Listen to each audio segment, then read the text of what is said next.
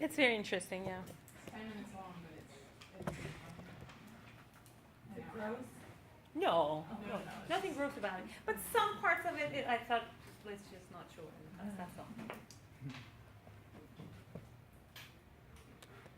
It can't be as bad as all the men in a tub together. Well, Noodles. all men and top together, yeah, but like, you don't see anything or it doesn't describe anything. So anyway, did you start the roll, sign sheet? Thank you.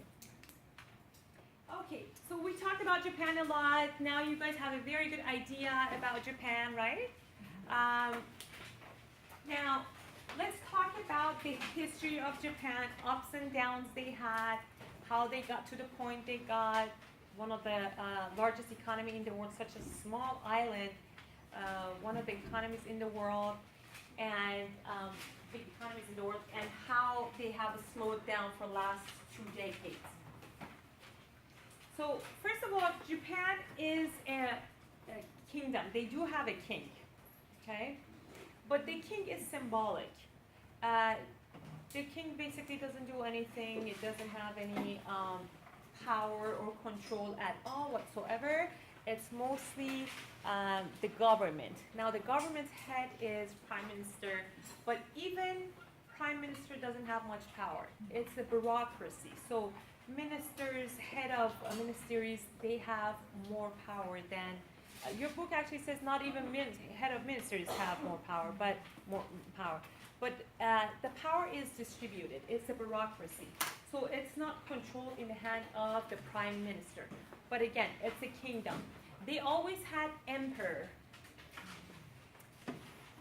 This is just a little bit about Japan. Japan's background.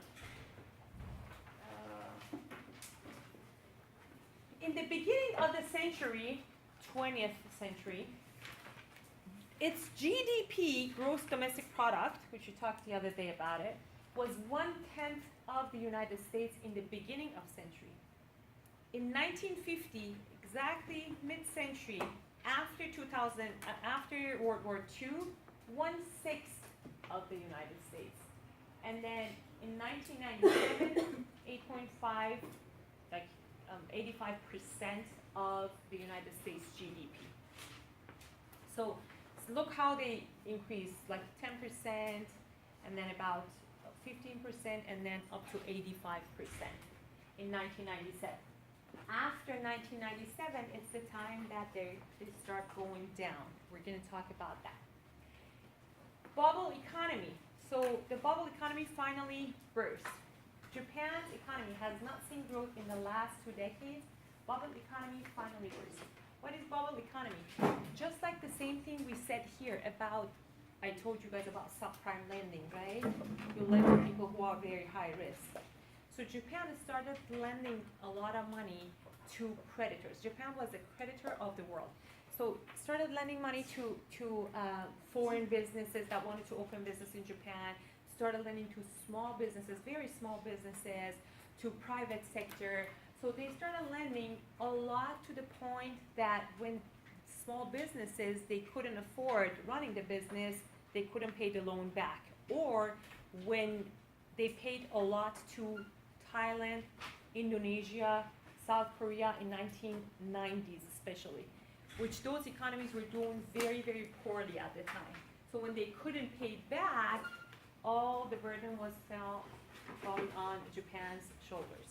So they gave, because they were creditor of the world, they gave a lot of loan to other countries and small businesses. And unfortunately, when they couldn't pay back, the bubble burst. Phases of economic development. First, they started actually focusing, in the beginning of the century, they started focusing on light industries such as textile. Around 1950s, all the textile was coming from Japan. And then later on in like 70s and 80s was a lot from Taiwan, we would see that. And then right now everything is from China. But it was a phase. It started with Japan. So they started focusing on light industries such as textile.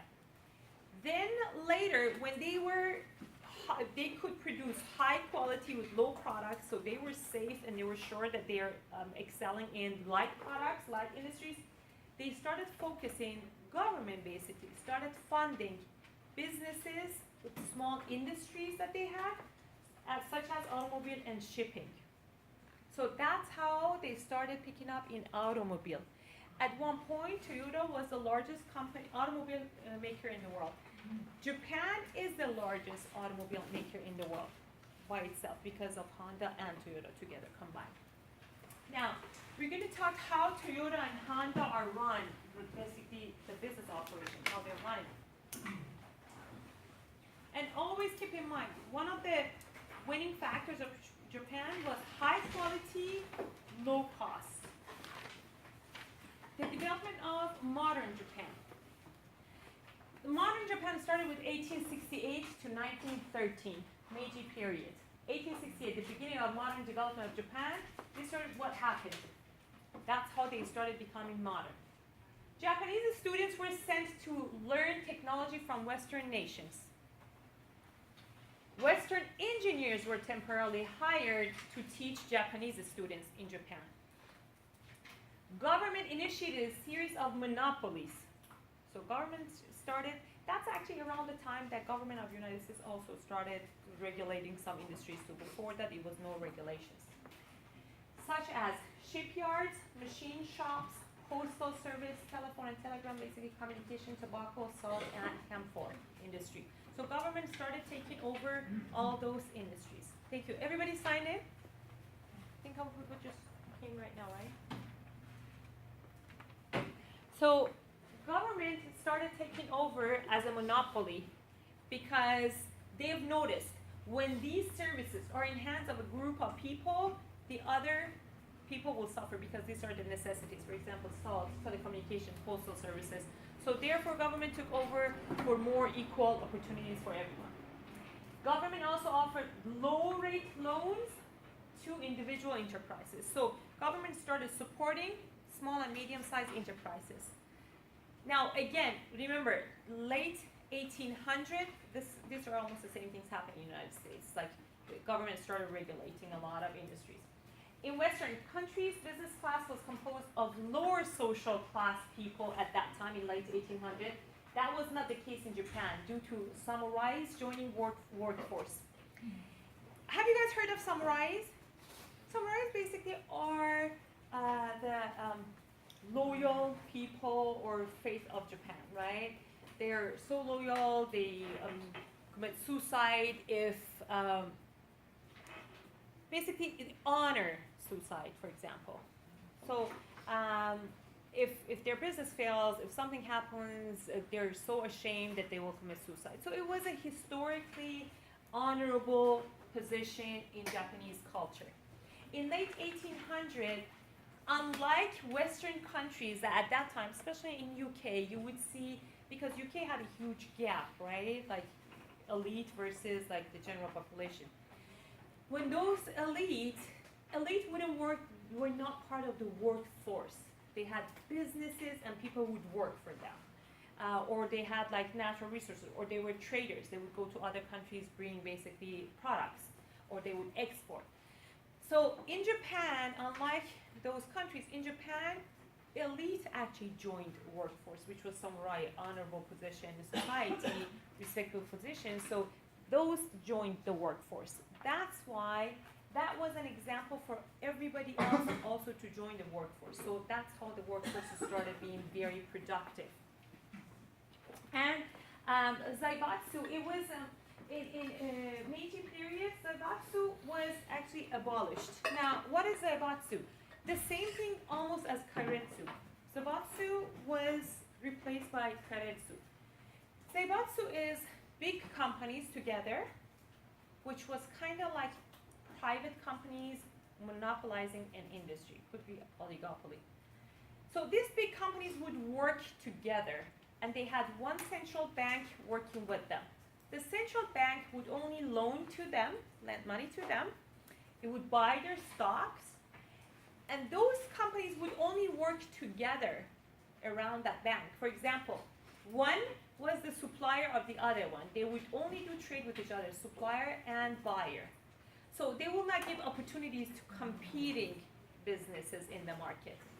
At that time, in Meiji period, they actually abolished the system to give opportunities to all businesses within the industry. But it was replaced later on with keiretsu, which is exactly almost the same thing, literally the same thing.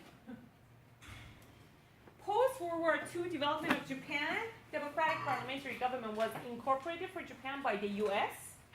So, after World War II, because of Cold War, the world was divided into two poles, right? One was Soviet Union that took over a lot of countries or influenced a lot of countries. So United States influenced the other part of the country, mostly like Eastern and Western.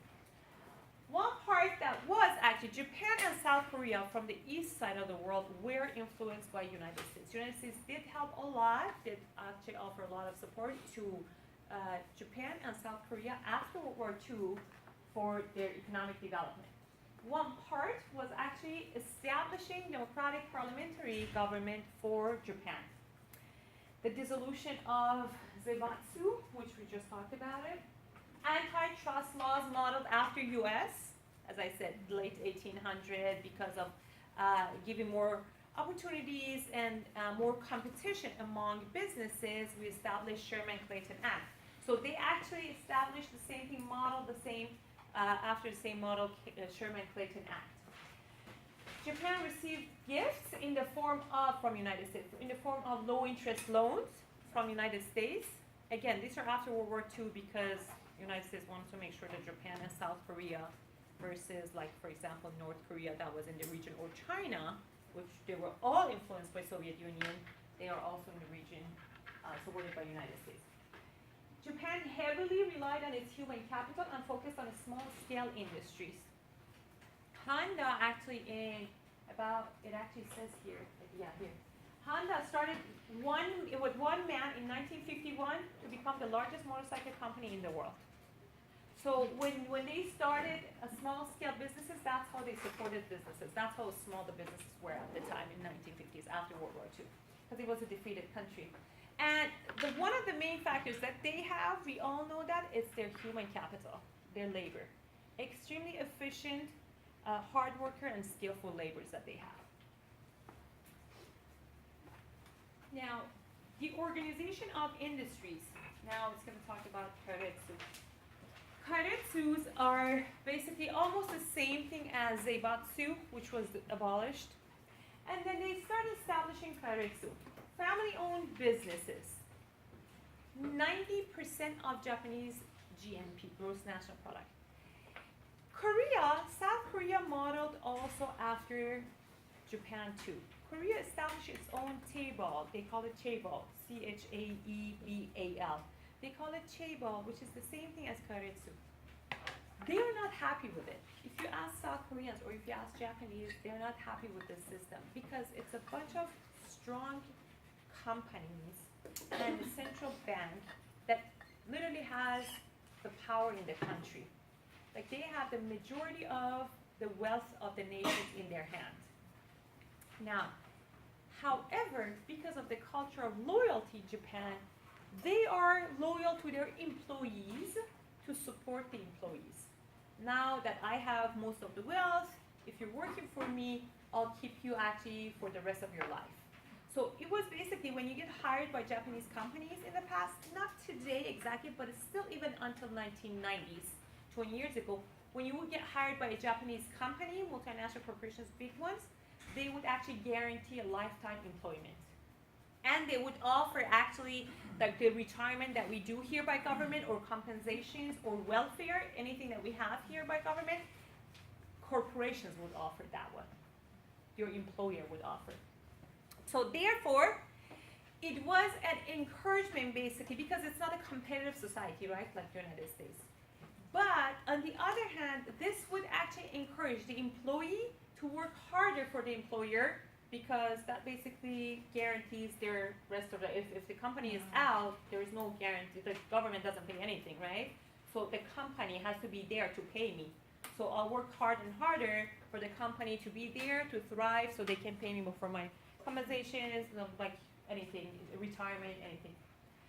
So 90% of Japanese GMP is in the hands of kairetsus, big family-owned enterprises, with the support of Japanese government, kept their position as monopoly, but they're not one company and not one industry. Here, I think I have an example. For example, there are two types of kairetsus, horizontal or vertical. Horizontal, like this, vertical, like this. Now, why are we calling horizontal? Because when they're horizontal, these are suppliers. Vertical is suppliers, right?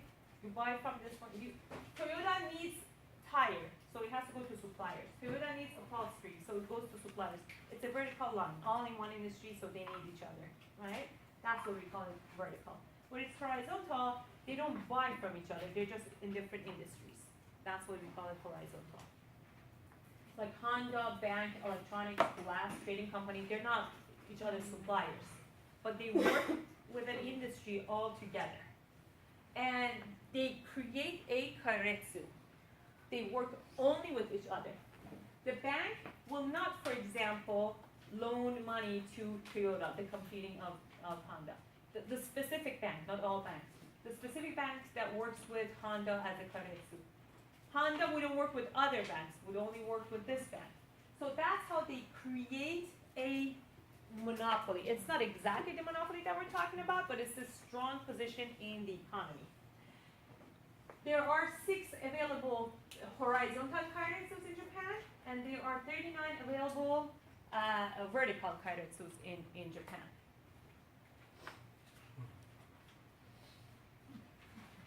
Sogo Shosha, it's actually a trading company. Japan has a very, very strong exporting position, right? Because of the high quality and skillful laborers, they had very high exporting. The position that you see in China right now, the manufacturer of the world, it was actually in 70s and 80s specifically, it was held by Japan, the same position. Manufacturer of the world, they would export with a very small country. China is one of the largest countries in the world. Japan is one of the smallest ones in the world. So with that small country, still they would actually export to everywhere around the world. Now, Sogo Shosha, they're trading companies.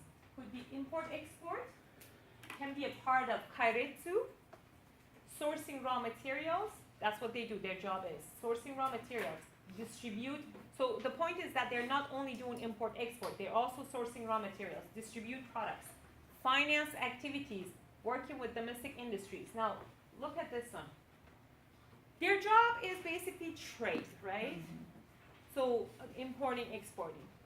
They're so loyal that, for example, if soda ash can be imported more cheaply than it could be produced in Japan, a trading company would limit its importation, which they make money out of that. They would limit its importation to protect the Japanese domestic producers, companies.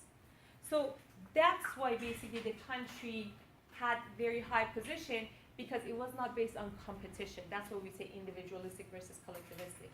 I am making money, but I still look into other small Japanese companies too, yes. Isn't there a trade war going on right now with them in the U.S.? Or it was? Trade war, not in the sense that we had with China, or we have it with China right now. It was among companies in 1980s, and I have a list that I want to show you.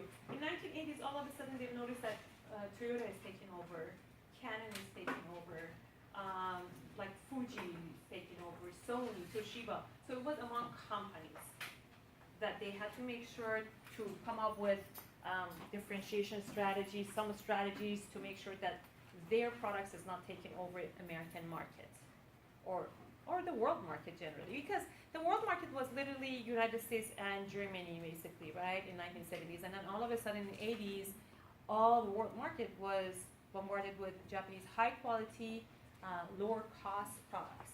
So the trade war, just a little bit about trade war, they opened up their market, and then they're like, okay, it's not working, so they started putting tariffs. At that time, we didn't like it. Yeah. So they're not affected the same as China? Oh, right now, you're talking about right now? Yeah. I'm not, because I wasn't talking about right now. The tariff was actually at least 10 years ago. No, we're not actually doing, right now, we're not doing, in this administration, we're not for now focusing on Japan yet. Just China. Yeah, for now it's China. But again, any administration that comes in, it's completely different. One is going to open up tariffs, one is going to actually increase this tariff. The dual nature of Japanese industries, both those two that we talked about, industries that we talked about, both giants work with each other. Soko Shosha and Kairetsu. However, they support domestic small-scale industries. So basically, we said two types of companies or industries are taking over Japan. One is Soko Shosha and the other one Kairetsu, right? Although they're working with each other very closely, they still make sure that to protect the domestic small-scale industries as well. The public sector. Public sector in Japan. I just put a couple notes here so you can see the differences with the United States. Unlike US and Germany, local government does not have fiscal autonomy of its own. Here, each state, we have local autonomy of our own, right? State of California, state of whatever, New York. They don't. So it all comes from the federal or national government. Unlike US and Germany, the role of public sector is characterized by a small share of government consumption, a large share of government investment, and a significant control over private sector fund. Again, not government consumption. Government is not paying for welfare. Government is not paying for retirement, right? What they're doing in Germany, and we're doing somewhat here too. So those are the job of companies. If you're hired for companies, they'll keep you lifetime, but they also have to protect you for after your retirement time. Companies provide retirement program, and it's a bureaucratic nation. That's why it says when it's bureaucratic nation, the prime minister even doesn't have much power. Just like here, like the president has a lot of power, it's not like here that prime minister has a lot of power. Unfortunately, it's very bureaucratic. Each ministry has its own basically rules and regulations, and it's very, very, a lot of paperwork, rules and regulations. That's why when you want to do a business in Japan, because of bureaucracy or paperwork, for example, trading import-export, it takes much longer that you want to do the same job here in the United States. Because it's very clear-cut, you know the rules and regulations, you know who to go to. But in Japan, they always will send you, oh, this has to be filled out with the other department or ministry. And then you have to go from there to another ministry. So it takes a little bit longer than United States, which is not good for foreign investment. The banking system, they have three types of banking system. Giant commercial banks, private banks, and government-owned banks. So giant commercial banks are the ones that are working with Kairetsu. Remember we said that there are a bunch of companies and they all work with one bank. They're loyal to one bank. So those banks are the giant commercial banks. They're part of Kairetsu. They provide loan to Kairetsu members and buy their common stock. Standard part of they're also commercial banks are a standard part of Japanese government development policy. That's how government supported after World War II. So that's how they actually were established. And they are global companies, basically global private banks. Now, the other private banks that we talk about, these are also private too, but they're joint commercial banks. Private banks, smaller in size and specialize in financing only small to medium-sized enterprises. So these are only for very small ones. The third type of banks here that they have in Japan, it's government-owned financial institutions. Supplements the function of the private institutions. The private banks actually can rely on government banks. The private small banks that we said they fund small businesses, they can rely for their loans to government-owned financial institutions. Examples are Japan Development Bank, Postal Savings, and Export-Import Bank. Japan Development Bank provides long-term loan at low interest rates to domestic industries. This is one job of government banks. The next job of government banks is very interesting. Anybody knows about postal services, or have you guys heard about postal savings? It actually was abolished in the United States, I think in 1967. 1967. It was established around 1911, if I'm not mistaken, and it was abolished 1967. It is still commonly used in many countries around the world, like Brazil is one of them, Canada I think is one of them still, and Japan. What they do is that in the past, because it was not banned in every corner or remote areas, right, they would give opportunities, postal offices, they would give opportunities to local people who didn't have access to bank to come and save their money in postal services. At that time, they used to call it the United States Post Department. Now it's just the postal office. They would save it in postal services. And postal services would actually pay them back 2% a year.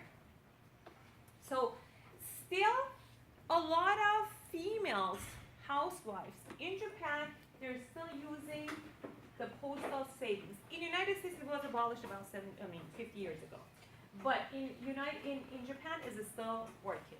They still have that, which is the prime vehicle of savings in Japan, especially housewives. At that time when it started, that was the best way for housewives, basically to whatever money they have, they'll put it in post offices. They save it over there. In the United States, the reason it was abolished was because FDIC, the deposits, the security for those deposits, was only before that, was only for postal services. So people loved to only deposit there because they would get 2% and it was secure. After 1960, I think about 1966, a law was passed that FDIC should also protect money in commercial banks too. So it was no point at that time, and everybody had access in 1960s to banks. So it was no point at the time for people to deposit postal services. They started depositing at banks too, because not only bank was available, but also it actually offered security as well. So that's why it started actually going down, and they abolished it officially in 1967. But it's still working in many countries around the world. FDIC is, Okay. it exists today, FDIC. Yeah. But there is no postal savings though. It exists for commercial banks that we have. Export-Import Bank, which provides long-term loans to subsidize interest rates to exporters of Japanese products. So that's how we have export-import banks too, if you want. But as a matter of fact, we do support a lot of exports too, of our exports too. Each country should really support their exportation. Importation is not good for your country. Importation is only good if you cannot make the product efficiently. Other than that, for the purpose of competition, importation is not good for your for your economy. Because when you import, you're paying money, right? But when you export, your industries are picking up, and you're also bringing money to the country. Yes. I was just gonna say, is that the whole problem with the China thing from? It's the import, yeah. It's import that we have. Very true. Like Walmart is actually one of the largest customers of China, because they literally bring anything to United States. They import everything. So when you're importing, actually, the balance of the deficit, the current balance is imbalance, basically. So the deficit goes higher. So we're red. We owe a lot just because we're importing so much, and Walmart is the big contributor to that because they import everything and they're so large. And as you said, one of our biggest problem with China is our import and export. That's why we want to put tariff on it, so they're not bombarding our economy. But China is also taking some measurements against that too.